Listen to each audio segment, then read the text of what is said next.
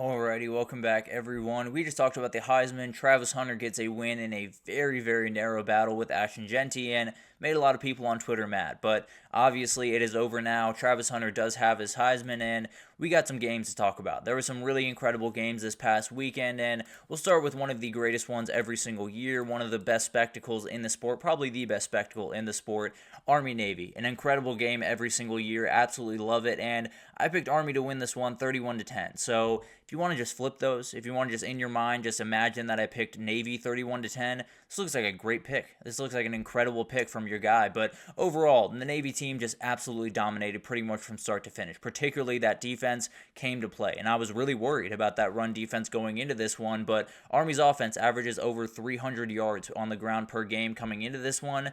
They had 114 on the ground and 3 yards per carry.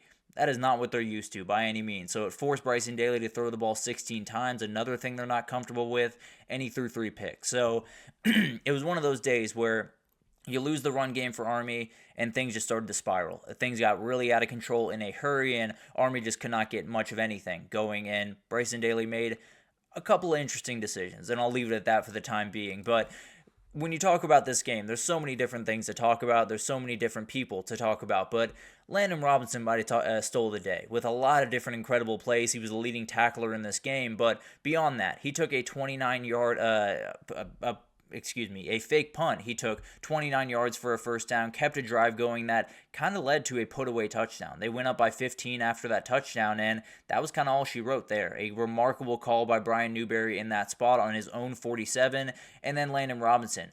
Boy, can that guy move. He is a big kid, but he can absolutely fly. Really remarkable to watch him fly down the field, and not even that. He was just incredible on that defensive line pretty much all day. I said he had to be a big player going into this game.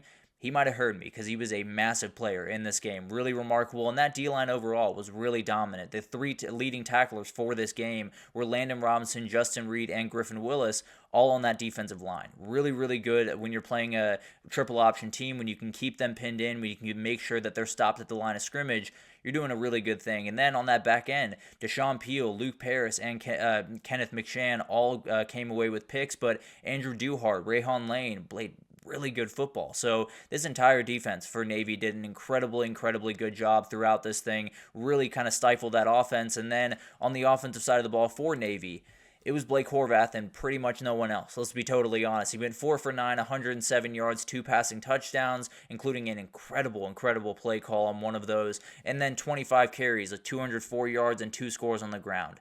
He accounted for all but 73 yards for Navy on the day. Ridiculous. The dude was absolutely remarkable early in the season, had a little bit of a lull when they lost a couple of those games, especially that one to Notre Dame, but the reality is he was incredible in this one. He goes off on a really great note for this year, and really just an incredible year for both these teams. Really shout out to both these teams. Most combined wins as you come into this game that they've ever had in 125 meetings. Really special teams, really special years for both of them, and Army comes out on a little bit on the wrong side of that Commander-in-Chief trophy. Really remarkable season for them nonetheless. Win their conference in the very first year, get to play a bowl game, and we'll talk about some of the details around that a little bit later in the show, but they do get a bowl game against Louisiana Tech on the 28th.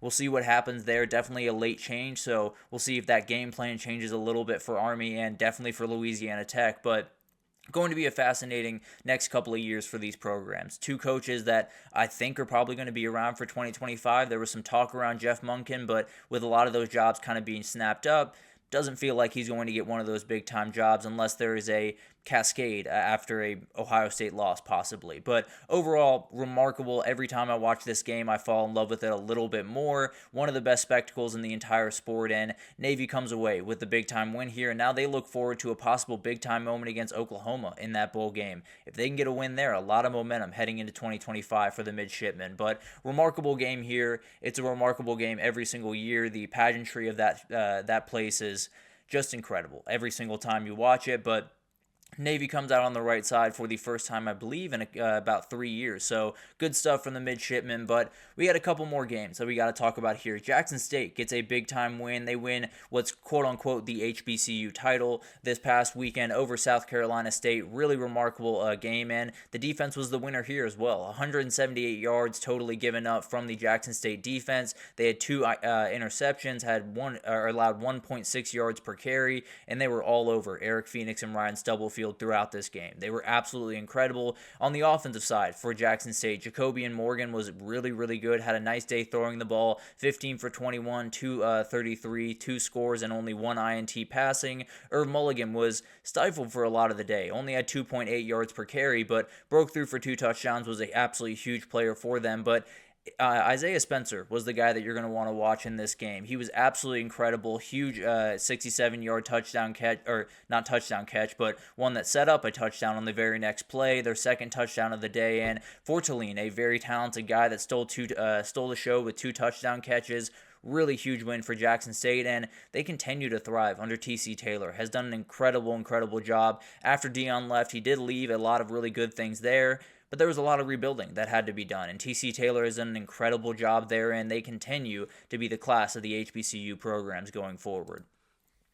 The bowl game that happened a little bit later in the night was South Alabama, Western Michigan, and South Alabama got a win without their top 2 quarterbacks here. Huge shout out to Bishop Davenport, who stepped up in a big way. 15 for 24, 271, 2 scores throwing the ball in, 85 yards and a score on the ground. Really remarkable stuff from that quarterback in a spot that he probably didn't expect to be in that moment, but was able to step up, and most of those passing yards that he had went to Jeremiah Webb. He was incredible in this game, 184 yards, 2 scores on the day for the wide receiver. Really remarkable stuff. And then Kentrell Bullock, who was stepping up for Fluff Bothwell, who stepped out for the transfer portal. 17 carries, 130 yards, and a score. Really remarkable stuff. The Western Michigan run game did not get going to the degree that they absolutely needed it to, and that it had pretty much all year. Their leading rusher was Jaden Nixon with 45 yards on 11 carries.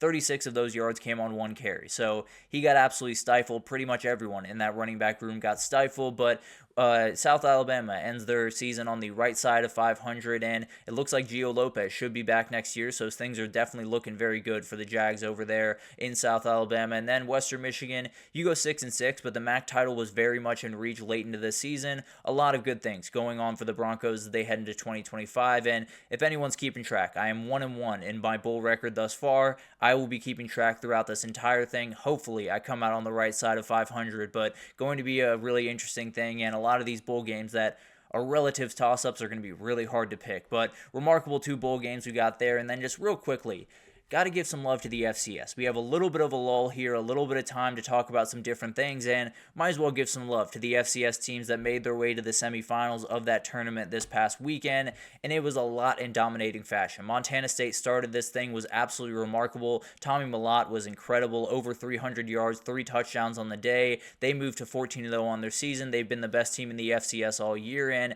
they continue to be on this day, beating Idaho, and actually their coach over there in Idaho, and a big, talented wide receiver have already walked out the door. And we'll talk about those guys in the next couple of days, especially that wide receiver. But the next one, the team that they're going to play will be South Dakota in that semifinal because they were able to take down UC Davis 35-21. Travis Tice had a big-time score with 3 minutes left to kind of put this game away, but really, really remarkable game from both these teams, and South Dakota continues to move on. They're going to face Montana State and hopes that they can knock off that perfect season that they're having.